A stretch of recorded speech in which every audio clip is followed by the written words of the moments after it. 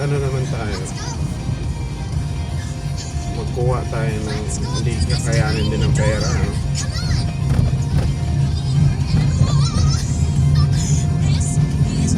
Kuha tayo ng ano sa Cedar ba? Baka may marentahan din sa Cedar. Tapos gawin natin, mura lang pa rent din sa Cedar eh. So mag-check tayo. Tapos gawin natin house, ano, bed space.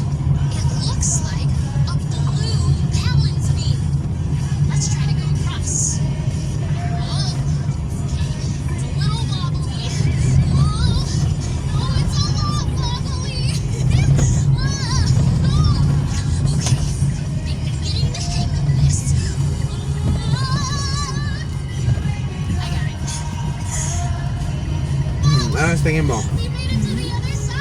Ano sa tingin mo? Kuha tayo ng marentahan dyan. Maging kuha tayo ng marentahan dyan sa Cedar. Tapos gawin natin bed space.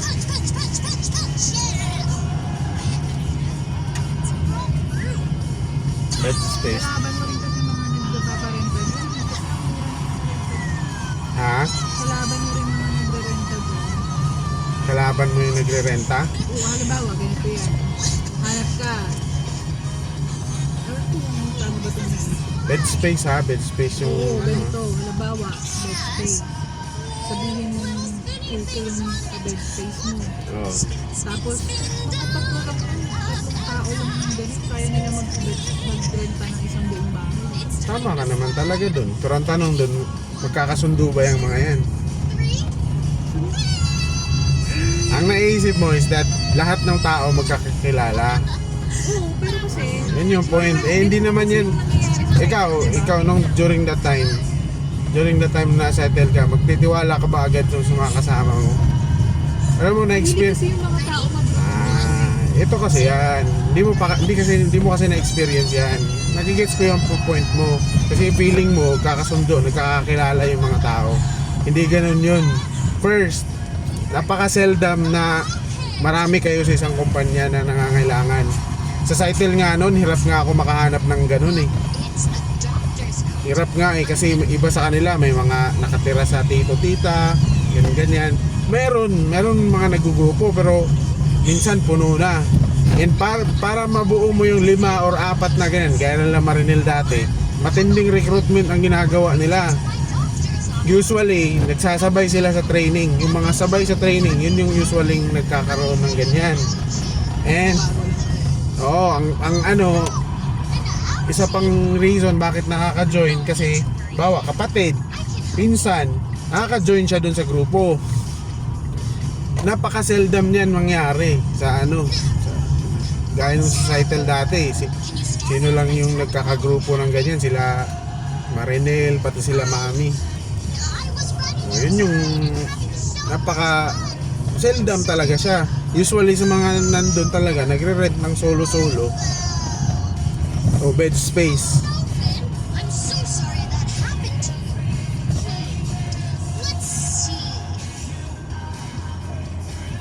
hanap na lang din kaya tayo ng mga magrentahan dyan sa mura lang eh.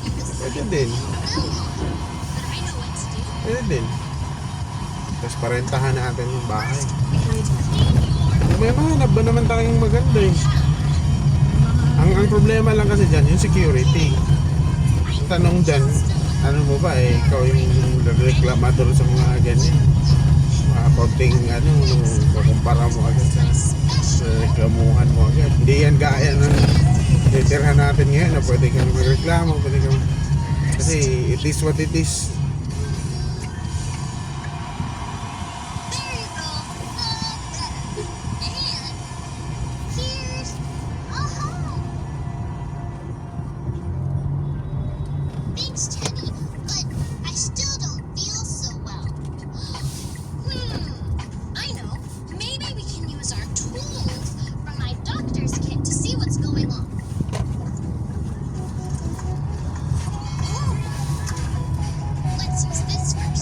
Hindi rin naman sobrang mura na yan.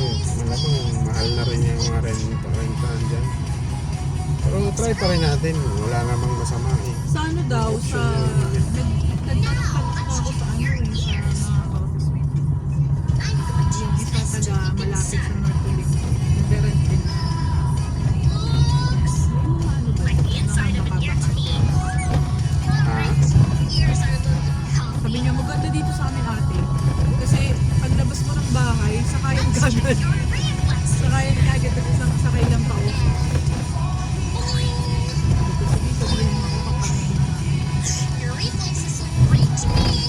yung gagawin natin na magre-rent, sugal yan. Kasi, sugal, kasi alam mo bakit? Iwanan natin yung bahay. Mag-ano pa rin tayo, magre-rent pa rin tayo dyan, ay magbabayad pa rin tayo. So, siyempre, papaayos natin, gagastos ka, palinis, paayos. Kasi yung mga, alam mo rin, paparenta mo may mga pangit doon, may mga, di ba? So, papaayos mo talaga. Papalinis mo, papascrub mo yung tiles, may mga tiles na kauka, papafix mo. So, gagastos ka. So, yun yung parang sugal din. Kasi hindi mo naman talaga sigurado kung may magre-rent eh. Lalo pa sa price na hinihingi natin. And, yun na nga lang yung pinakapang ano ko, panghata ko, yung iwanan yung mga gamit eh.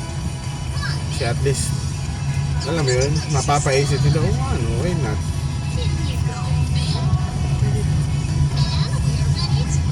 Ang mangyayari kasi niyan, so since na kukuha ka ng ano, hindi mo naman basta-basta maiiwan yun eh. Nagdoble ka ngayon ng binayaran. Nagdagdag ka ng bayarin sa ano mo. Kaya hindi ako ganun ka. Gano'n lang ngayon na may marami tayong babayaran na. Sobrang dami na, hindi na siya marami, sobrang dami. So, it's another gamble yung gagawin natin pag ganun. Isang buwan, 2 buwan na walang magre-rent dyan. Na ano na, pag inaabot ng 3 buwan, aaray ka na talagang papaisip ko na balik na kaya tayo. Yun yung ayoko, hanggat pwede naman siya kung wala talaga tayong binabayarang iba. Siguro pwede nating i-gamble, pero nga sa ngayon na kasi sobrang bigat na eh. Idadagdag ko pa yung renta, wala na. Noon sana, yung bago-bago pa, na wala pa tayong kautangan. Eto, dito yung ano, sobrang malalim. Siguro malalim.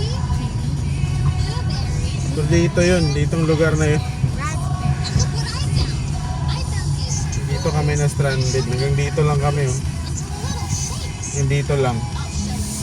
Yan, malalim na yun dun. Ibalikan yung mga sasakyan. Lalayo pa to.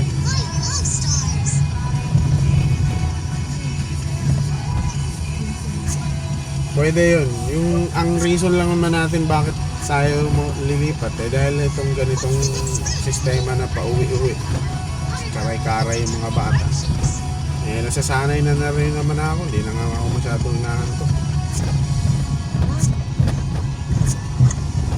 Ang ano lang dyan, yung si bata, medyo hindi na siya kailangan ano mo pa, may pakulo ka lagi kasi boring na talaga siya sa pag natuto na yan na kumawala dyan sa ano niya, car seat niya, panibagong problema yan.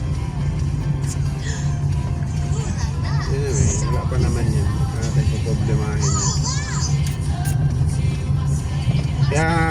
Kaya naman yan yung ano ko kasi agarang solusyon kasi yan eh pag nakahanap tayo ng ganyan, at least mayroon na tayong papasok agad na income. Hindi mo na kailangan manghula ba na ganyan, gaya na ganyan, paparentahan mo yung bahay. Wala talaga sa iyo yung decision, nasa re-renta. Alam mo yun, parang naghihintay ka ng mahulog yung bayabas. All you can do is wait. Yan, gaya ng bahay din natin na binibenta, hintay. Kaya ang hirap. Kung ganun rin lang, mas magandang kumilos na tayo, maghanap na tayo ng ibang pagkakitaan. Mas maganda yung ganung option kaysa sa maghintay ka. hindi naman nabago yung desisyon natin na magpa-rent at saka magbenta eh. It's just that wala. Ever since dinesisyonan na natin yan, we agree.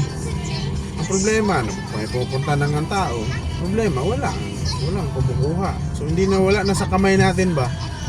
So kung doon ka pa rin nakatingin at doon ka ikot ng ikot yung utak mo, wala, mababaliw ka na lang kakaisip, ano ba to? So hanggang sa anong gagawin mo, halos ipamigay mo na lang yung bahay mo, nawala na yung value dahil lang sa ikot ng utak mo, wherein may pwede naman tayong gawin. Hindi naman tayo disabled. May pwede naman tayong gawin. Hindi naman yun talagang ultimate solution eh. It's just one, in fact, nung nag-decide tayo na ibenta, we prayed eh. We prayed na, Lord, kung will mo na ibenta namin to, eh, may kumuha sa price na to.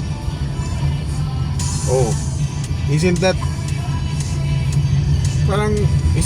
what you're asking? So ito hanggang ngayon wala pa. Oh, ay, ibig sabihin parang gano'n ang sistema ba? Parang wala ka pa ring idea, wala ka pa ring hint. Ikaw ang nag-set nung criteria na yun, and yet ngayon na alam mo yun, i-gets mo yung point ko, Han? From the beginning, tayo nag-set niyan ha. Tayo nag-set niyan kay Lord. No. Alala ko lang yan kanina. Tayo ang nagbigay nung ano na yun, Lord. Parang si si Gideon, Lord, basahin mo tong ganito ganyan. Eh, ginawa ni Lord. Hindi pa rin ako naniwala. Gawin ko, mga 3 beses niya pa ginawa hanggang sa naniwala na talaga siya. Oh. Ngayon, ito tayo, senaryo natin, oh. Hindi naman, wala namang nagsabi sa atin yan. Tayo nagbigay niyan, it's between us and si Lord. Oh, tas ngayon, matataranta tayo. Oh, could it be na it's not could it be. It is what it is kasi walang kumukuha eh. Dalawa lang naman yun, mabenta sa halaga na hiningi natin at saka hindi siya nabenta. Tayo nun na Lord, pag hindi nabenta, ibig sabihin hindi mo will to na mabenta. No. Nagigets mo yung pinupoint ko doon sa part na yun na Yung last time kasi nag-increase tayo, diba 2.3? hindi, 2.5 yun, Han. 2.3 lang? 2.5. Tapos in-increase mo sa 2.5? Kaya nga, but still we prayed for it. 2.5, Lord. Naalala mo, nag-discuss tayo doon sa higaan na, yes, benta na natin to. Kasi, at saan naman tayo eh. Basta magkasama tayo, benta na natin to, Lord. Ito, Lord. Ito na yung namin, Lord, decision namin. Pero still, ang final decision, Lord, sa'yo, ikaw. Kasi, siyempre, nag-decide kami, and yet, ina-acknowledge namin yung sovereignty mo. Hindi mo na maalala yung prayer na yun? Lalo na ko yun. Ayun na si 2.3 pala yun. Hindi nga 2.3 yun, 2.5 nga yun. Ano ka ba? Kakalimutin ka naman.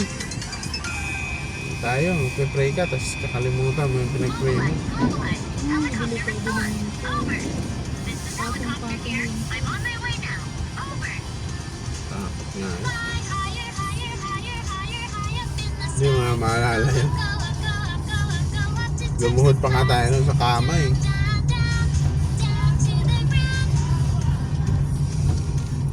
Yung 2.3 matagal na yun. Last year pa yun. Nag 2.3 tayo. In fact, 2.5 nga yata lahat. Ayun, 2.3. 2.3, 2.5 ang binibigay natin sa mga ahente kasi nga 200 sa kanila. Tapos hanggang sa masyadong daming gas puntal natin, tapos doon na tayo nag-decide ng half-hearted pa tayo noon. Hey Lord, na namin to, doon tayo nag-pray talaga na hiningi natin yun na prayer, tayong dalawa na, pero Lord, decision mo pa rin to. Pag may kumuha dito sa 2.5, pero ang natin noon, decided na talaga tayo noon. Yun yung kaibahan. Until now, wala pa rin.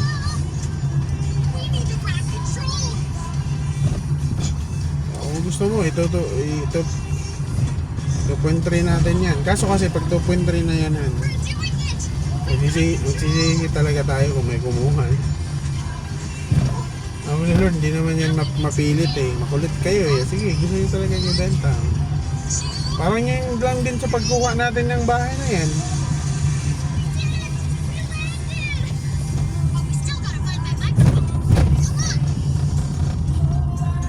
Kasi yung 2.3 kasi bawas dun sa lahat ng mga expenses.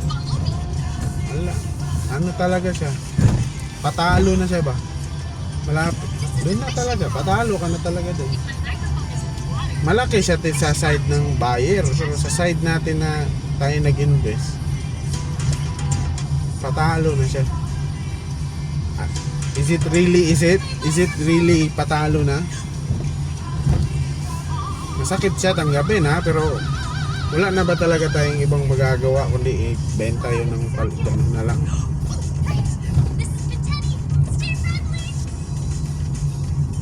Desperate move na siya kung actually kung titingnan. Desperate move na yung 2.3. Na ano mo? Oh, ito, diretsong tanong.